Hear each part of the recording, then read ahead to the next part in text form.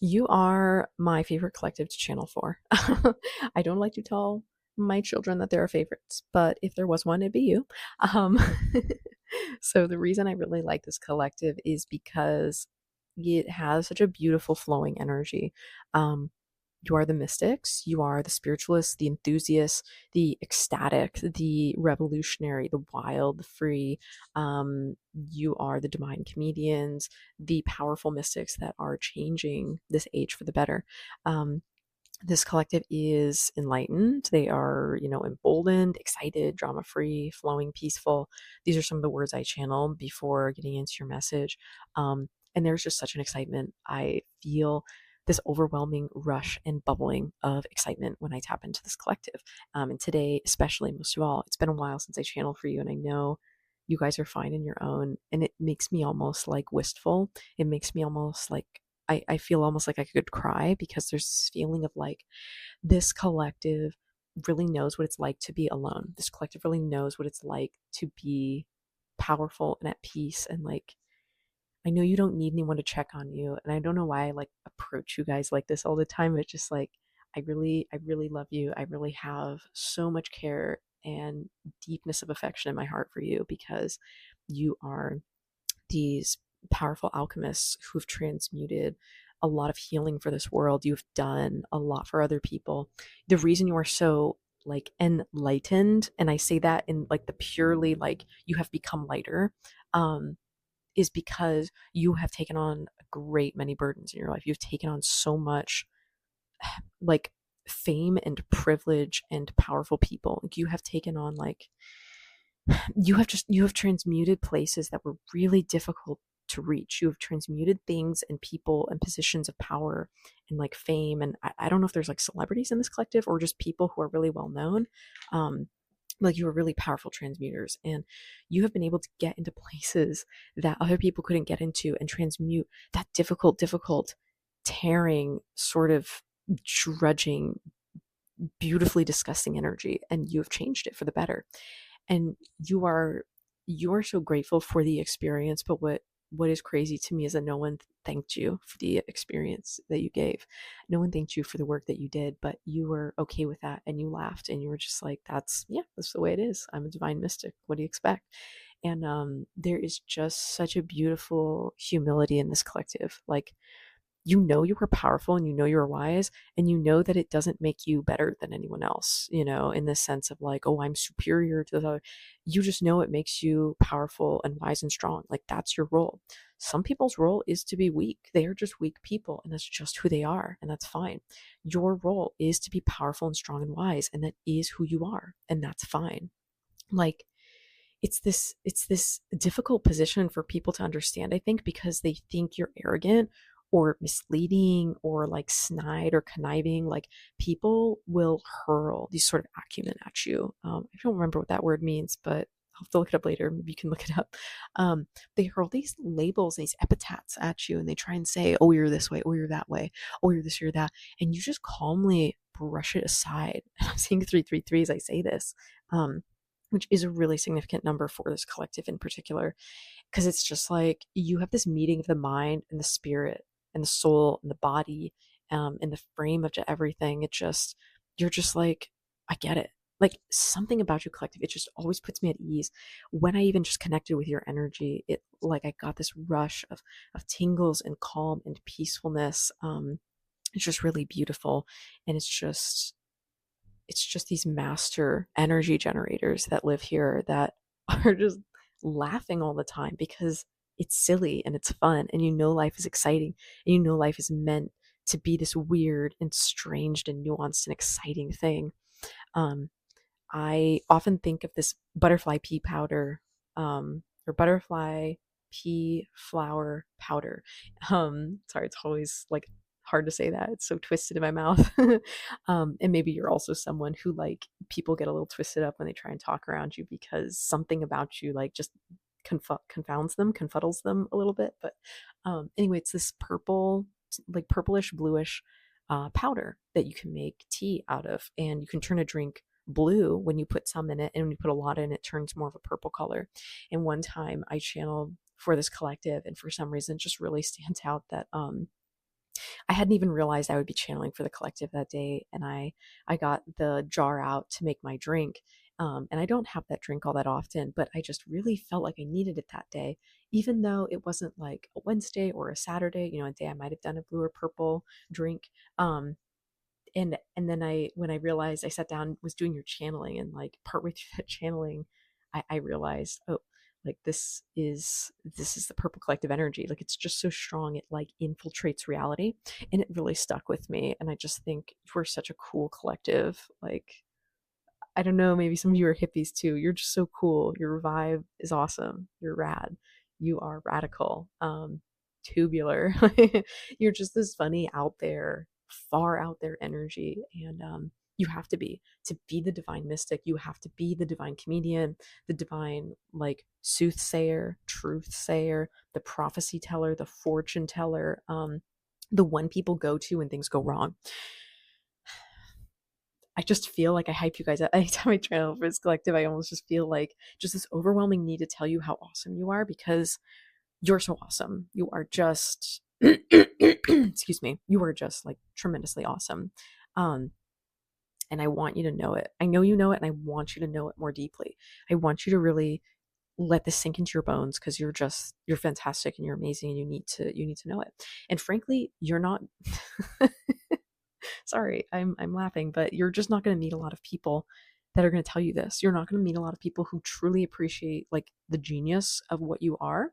You're going to meet a lot of people who are copycats though. Um and I've got like this arched eye expression on my face. I don't know if you're someone who uses their eyebrows a lot, or if your face is just like really expressive. But like, you're definitely someone who people see and want to emulate. Um you're someone who people just really look up to, and you don't even realize it. I think there's a lot of people watching you right now, collective, and they're just so overjoyed at what you're doing. You just, again, I have that feeling of like these people want to cry, that like they see you and they're just emboldened and they're empowered, and it's beautiful and it's wonderful. And like, you are the thing that reminds people of how wonderful life can be. You are the thing that reminds people, hey, you don't understand it all, you don't know everything, and that's good. Frankly, you can't handle it.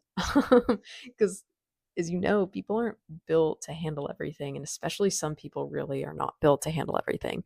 But you are someone who's built to handle everything, okay? Um, you are someone, excuse me, who has really been through a lot, and you've alchemized it and you've transmuted it. Um, and there's almost this resistance to using the word alchemist sometimes with you guys. I'm gonna talk about for a minute here actually. Like, excuse me, several times the word alchemist has come up for you, and I felt like it's not the right word to use. So I don't know if that means maybe for some of you, you don't identify with the word alchemist.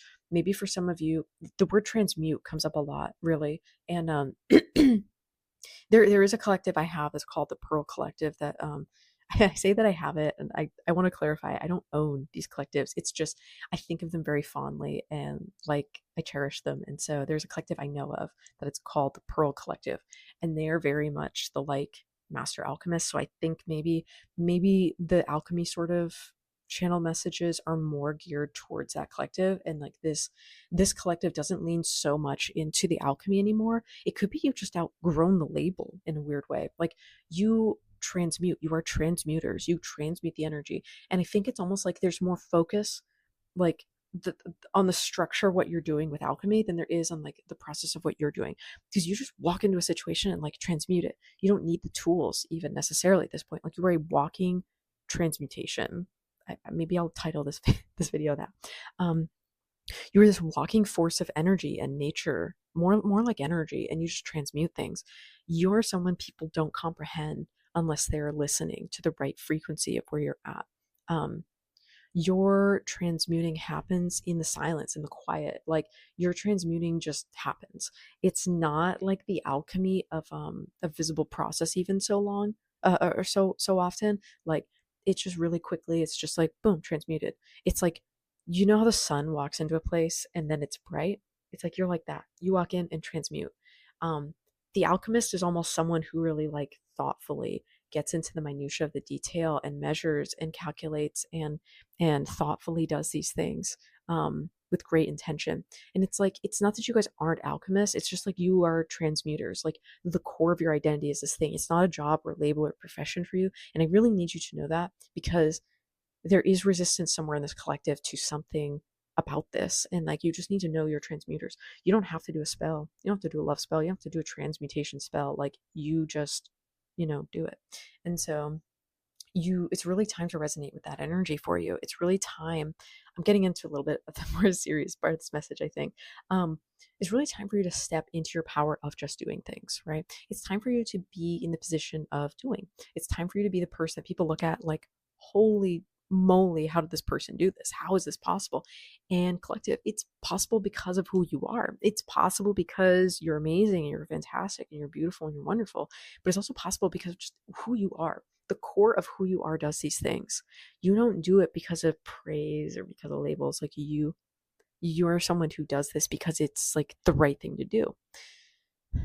You're people who are very old, collective. Like, your souls are very old.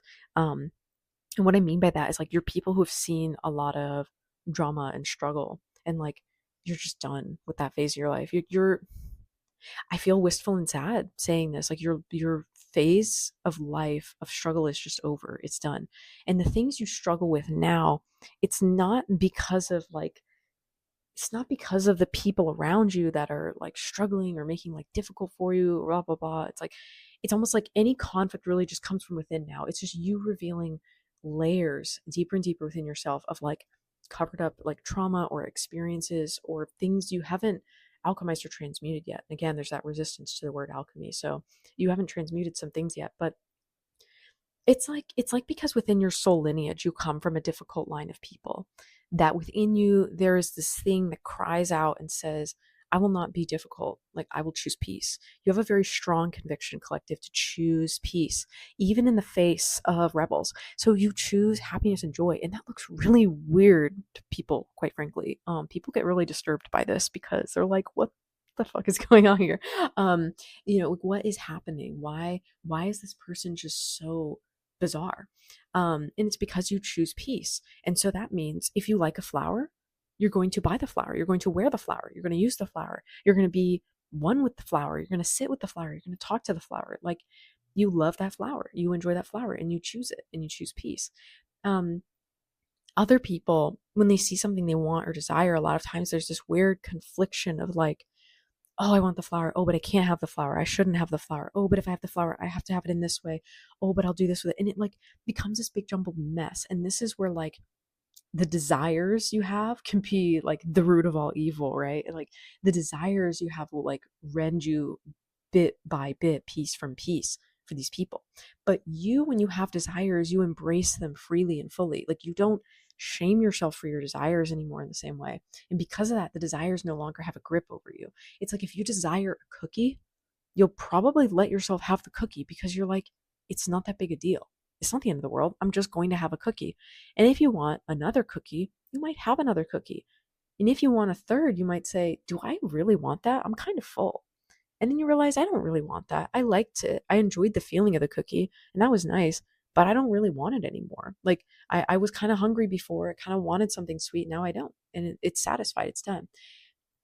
Collective, there are people in their lives who don't embrace themselves the way you have, and their desires like eat them up. They rend them bit by bit, piece by piece. And the reason it does it is because it grows into this monster within them. And you know that to feed the beast is to like keep the beast at bay, so to speak, right? And as humans, we have that beast within us. We have the thing that desires and wants and craves. And you know that the secret to peace is like finding ways to indulge it without losing yourself to it, without feeding yourself to it. And some people are so in conflict with this form of themselves, this desire, this beast-like nature within themselves. God, this is a weird channeling. But it always is with you guys, which I love. They're so at war and conflict with this piece of themselves that they get eaten up by it, right? Because eventually that beast will win, and the human inside of them will lose, and the beast will win. And the reason is because you can't let a wolf starve forever and not expect it to lash out, right? And so people will feed their human light, whatever nature, so much of like, oh, I'm so good, oh, I'm so peaceful, I'm so good. And they feed into that so much they don't realize that like they now must balance it, right? They now have to also rest. For example, if they work, work, work, oh, I'm doing all these good things, I'm doing all these nice things, high speed, hyper speed times five, they don't realize they're going to need to rest times five, right? And so finally, when rest claims them, it's a brutal, vicious process because it's so opposed to their nature and their identity, what they think of themselves as, right? Because they've thought, oh, I don't need rest. I don't need food. I don't need sleep. I don't need friends. I don't need that.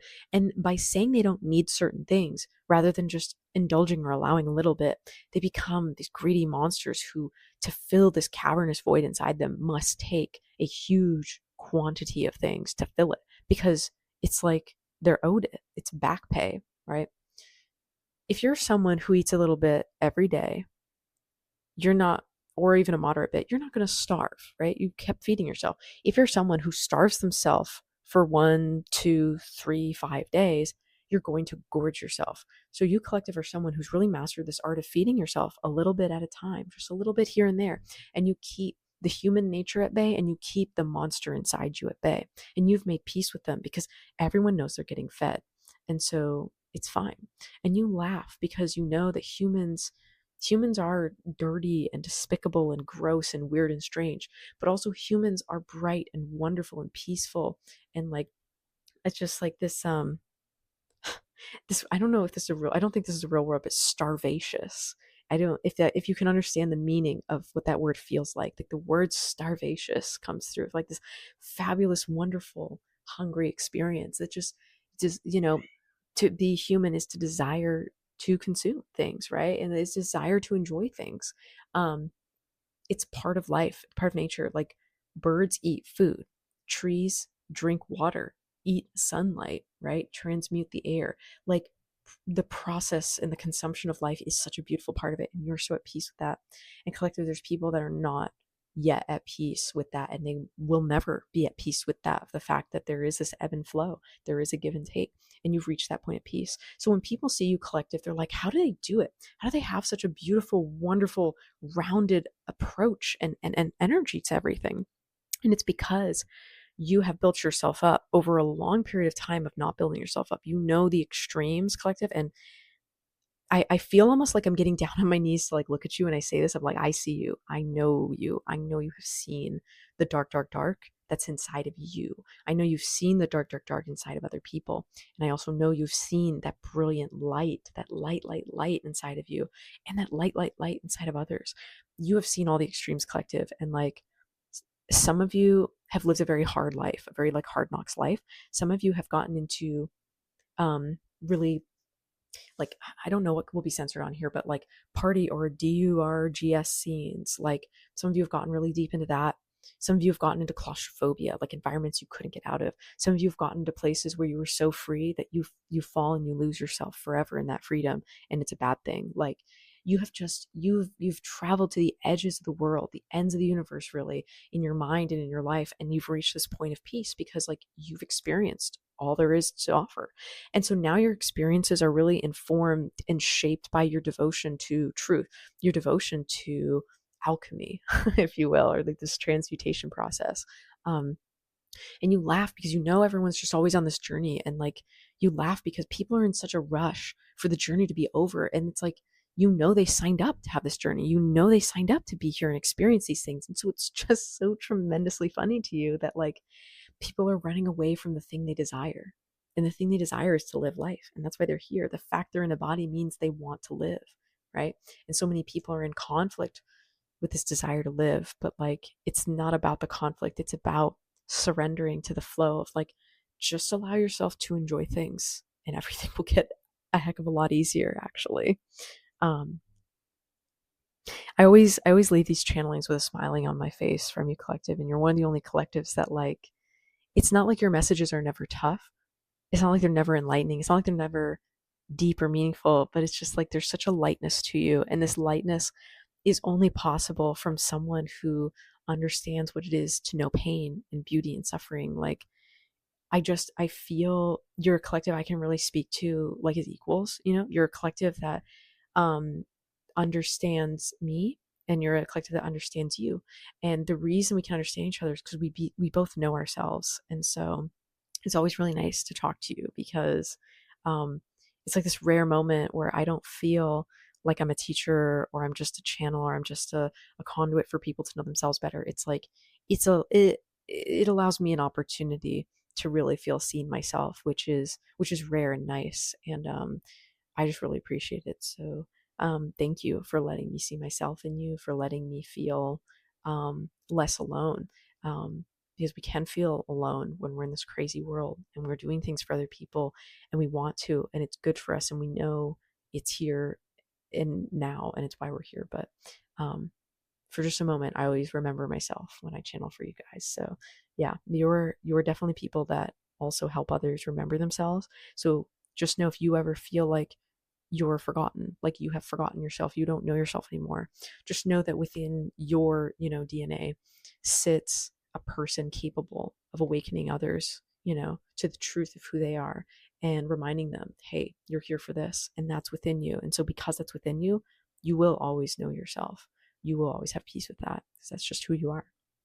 So that's all I've got for your messaging today. If it was helpful, please drop a like, follow, comment. Really helps the algorithm so I can reach all the people that I want to reach and help the beautiful souls out there who just need that little bit of a lift sometimes, to be reminded, that everything's going to work out, even if it's a bit messy. They're not crazy. It's just all part of the process. So, yeah, that's it for now. I will see you guys in the next one. Bye.